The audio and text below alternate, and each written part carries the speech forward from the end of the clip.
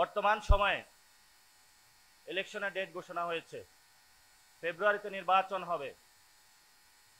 ফেব্রুয়ারিতে নির্বাচন হবে না।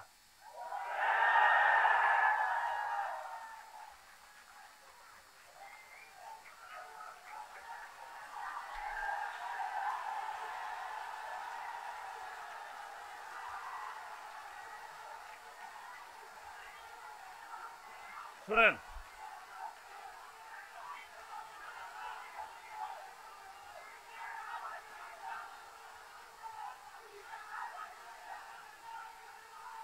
ফেব্রুয়ারিতে নির্বাচন হবে না, কারণ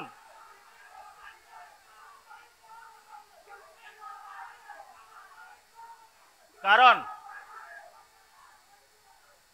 কারণ যদি ফেব্রুয়ারিতে নির্বাচন হয়, আমার যে ভাইয়েরা শহীদ হয়েছিল, রক্ত দিয়েছিল সংস্কারের জন্য, একটি নতুন সংবিধানের জন্য, তাহলে কবরে গিয়ে তার লাশটা ফেরত দিতে হবে এই সরকারকে। আমার যে ভাইয়ের হাতটা চলে গিয়েছিল, যদি সংস্কার কাজ শেষ না করে নির্বাচন হয়, তাহলে এই সরকারকে আমার ভাইয়ের হাতটা ফিরিয়ে দিতে হবে।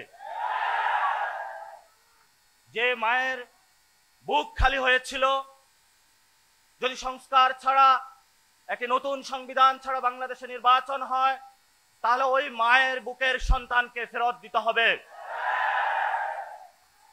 অনেক বাচ্চাকে দেখেছি এখনো বুকের দুধ পান করে, কিন্তু বাবা শহীদ হয়েছে।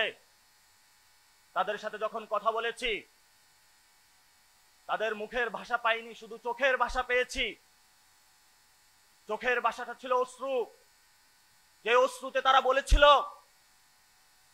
আমার বাচ্চা রয়ে গিয়েছে, আমার স্বামী চলে গিয়েছে, আমি বাংলাদেশ থেকে কিছু চাই না, কিন্তু আমি একটি সুন্দর ভবিষ্যতে বাংলাদেশ দেখতে চাই, যেখানে আমার এই বুকের যে সন্তান আছে, আর সন্তানকে কেউ খুন করবে না।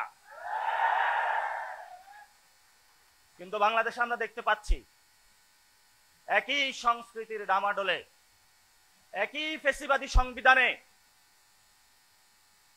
একই সিস্টেমের মধ্য দিয়ে আমরা নির্বাচনে যাচ্ছি।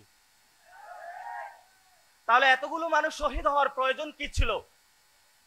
এতগুলো মানুষ আহত হওয়ার প্রয়োজন কি ছিল? আপনারা দেখেছেন, এখানে অনেক মিডিয়া ভাই রয়েছেন।